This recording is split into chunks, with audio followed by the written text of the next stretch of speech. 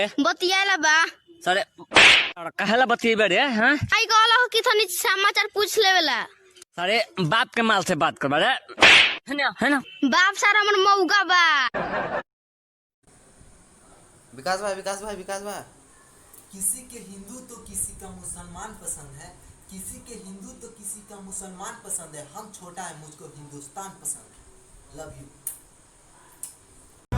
केहू गलत ना कहे अपना चीज के हो, केहू गलत ना कहे अपना चीज के हो। बोलो का भाव बा तहारा लीची के हो, बोलो का भाव। मैं रंग लगवाइली हली, पूरा शरीर भिजवहिली हली।